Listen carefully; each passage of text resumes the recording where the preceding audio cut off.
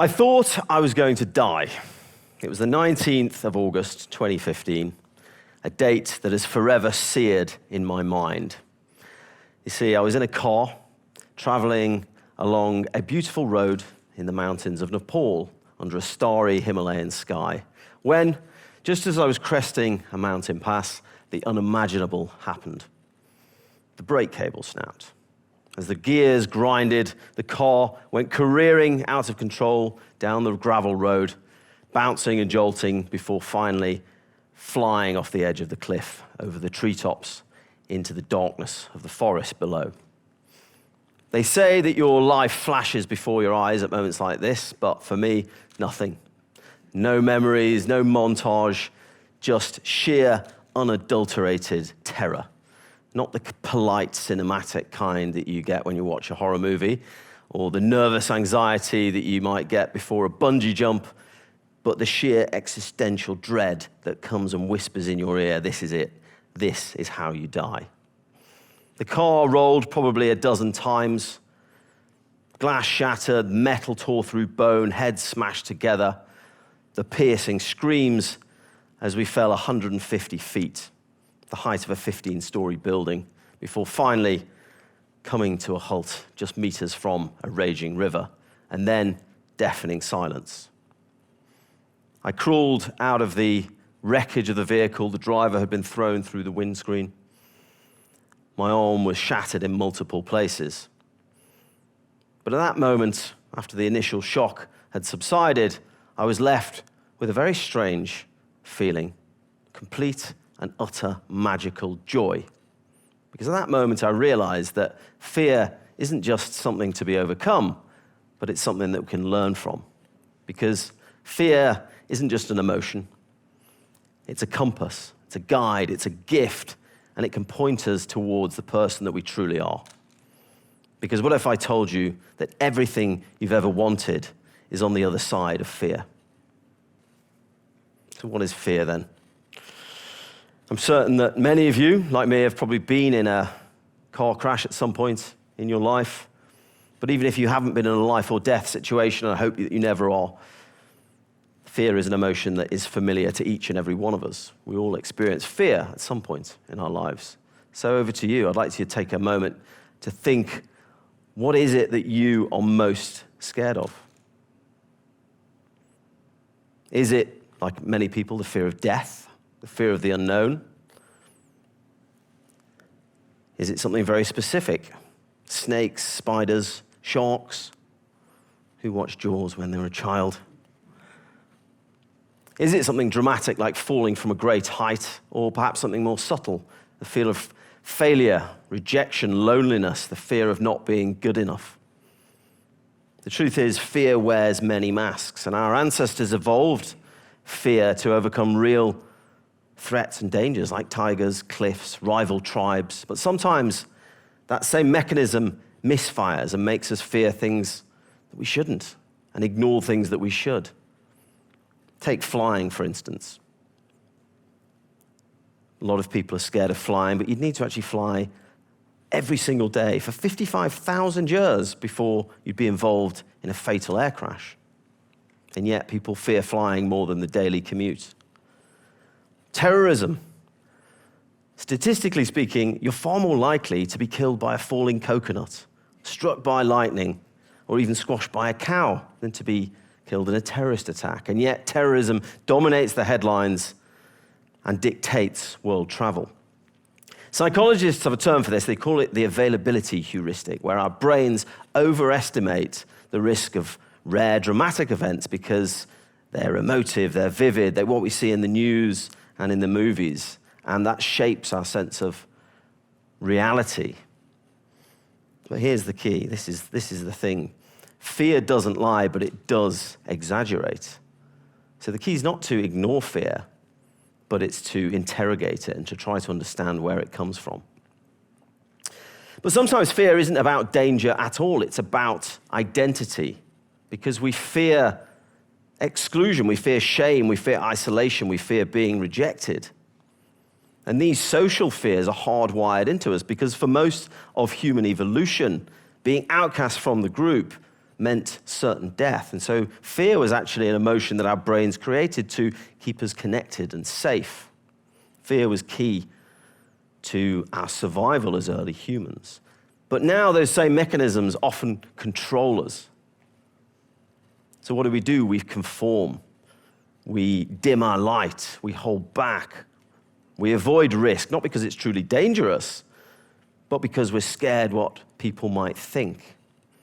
And that's the invisible cage that fear builds around our lives. But here's the irony. Everything meaningful in life, all the good stuff, the things that we most desire and crave, love, connection, creativity, all require a degree of risk. They need us to be vulnerable. They need us to go outside of that invisible cage. They need us to step outside our comfort zone. And what I've learned on my travels around the world is that fear is not an obstacle to be avoided. Instead, it's an invitation. It's our intuition telling us to pay attention, pay heed. Something important is about to happen. And more often than not, it's saying this is where you will evolve and grow. So courage isn't the absence of fear. It's making the conscious decision to not let it imprison us and to act regardless. After that car crash, I'll admit, for many years, I was terrified of getting in a car. I was paralyzed by fear every time I was a passenger traveling fast or going down a hill. Every time I got on a plane, I felt out of control, completely helpless and vulnerable. And then one day I realized this is ridiculous. I'm a professional traveler. I need to get on a plane. I need to travel in cars. I need to confront this fear. I need to do something about it, not by avoiding it, but by leaning into it. So the natural thing to do was to learn to fly. I took up paramotoring, not because I have a death wish or I wanted to tempt fate, but because I wanted to learn to trust the physics, to understand the process, and to turn fear into fuel. And to remind myself that mastery only comes by exposure and not by avoidance. But I think my journey to learn about fear began from quite a young age. Ever since I was a kid, I always wanted to push my own boundaries. And when I was 22, having just graduated from university where I'd studied history, I'd learned all about the great adventurers, the explorers. I knew that I should probably go off on my own grand adventure. So I decided to hitchhike all the way from Stoke-on-Trent to India with nothing but a thumb, no money, and a willingness to trust strangers. And I walked across countries like Russia, Chechnya, Afghanistan, Pakistan, everywhere that the news told me not to go to. And you know what? I was met with incredible kindness and hospitality. Nowhere more so than in Afghanistan, in the mountains of the Hindu Kush, where I was taken in by a family of former Mujahideen fighters who looked after me and took care of me for a whole week. And at the end of that week, one of the young sons asked me for a souvenir, something to remember me by. And like I say, I didn't have any money. I didn't really have anything of sentimental value. The only thing that I could think of that would be remotely useful was my sleeping bag. But this was the one item that had kept me warm on countless nights. It was my literal and metaphorical safety blanket. But I chose to hand it over regardless. And you know what? I never needed a sleeping bag again on that whole trip. Everywhere I went, people looked after me and showed me incredible kindness. And I came to realize a fundamental truth, that when you cast away your safety net, people will catch you. Trust begets trust. And when you open yourself up to the idea that vulnerability creates opportunity, amazing things will happen. Many years later, I was walking the River Nile through Africa, and I was really worried about going to Sudan because everybody told me that it was too dangerous. I was watching the news and reading the headlines. Everything spoke about war, famine, all the dangers, all the negative things. And so I was faced with a decision when I got there. Do I go in or don't I? To make matters worse, the film crew who was supposed to be traveling with me, all their visas got denied, so I'd be going in alone. I chose to go in regardless. And when I got there, I realized I wasn't going to be able to carry all the equipment I needed, carry the food and water to cross the Sahara Desert. So I ended up buying 3 camels. Now, I don't know the first thing about looking after camels, so I employed the services of 2 Bedouin camel guides who agreed to come with me, but only on the caveat that we got to the Egyptian border in time for Ramadan, because they wanted to go home and see their families. And also the border would be closed for at least a month. So we agreed, and off we went We had exactly 60 days to cross the Sahara. Times were going to be tight, but off we went. Now, every village that we got to, I'd mentioned some of the negative things that I'd read about Sudan. But what I wasn't prepared for was the overwhelming sense of hospitality, because everywhere I went, people would run out of their homes offering me food, water, lodging, so much so that I was getting further and further behind schedule with every village that we encountered. And my 2 camel guides said, look, we better get a move on because we're going home and you're going to be looking after these camels yourself. So I tried to explain that I'm writing a book and making a film. I need to speak to some people. Anyway, we negotiated, and I said, for every day walking through the villages along the banks of the Nile, we'll alternate. We'll go another day through the desert, through the sand dunes, to make up for lost time and cover some ground, which seemed to pacify them. So off we went. And I'll never forget one day, we were camping in the sand dunes, looking out across the Nile. It was about a mile away.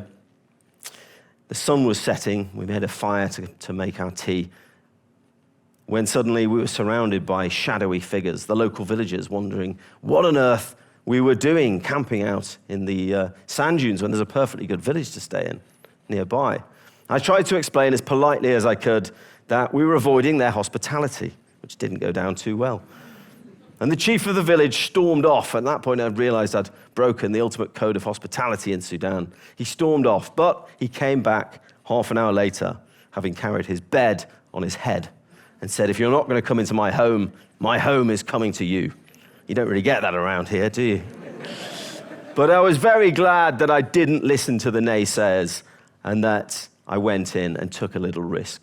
And for me, wherever I've gone, the message is unequivocal. Fear is packed with information and choices.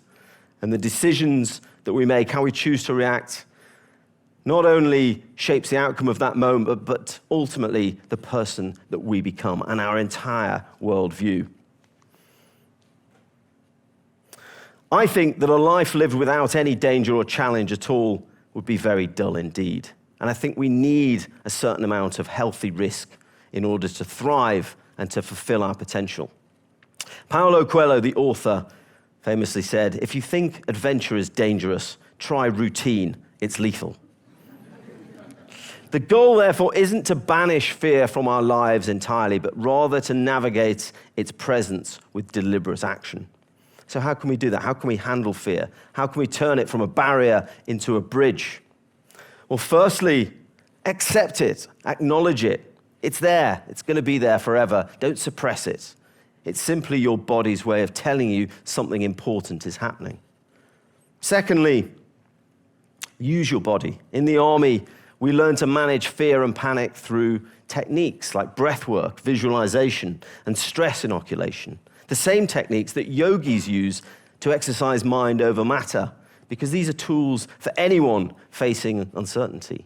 And breathing can slow the heart. It can bring us back down to earth and get us back into control. Thirdly, humor. Use humor, dark humor, gallows humor, the same humor that soldiers, doctors, and undertakers use to cope with the idea of being around death. I'll never forget the first time that my platoon came under fire in Afghanistan, and we all narrowly avoided getting shot. What was the first thing that we all did? Burst out laughing, of course. Not because it was particularly funny, but because laughter is an act of rebellion. It says, I will not be defeated or defined by this moment. And psychologists have a term for this. They call it post-traumatic growth. Because about 70% of people who get through trauma and face their fears come out stronger, more resilient, more confident. People don't just bounce back, they can bounce forward too.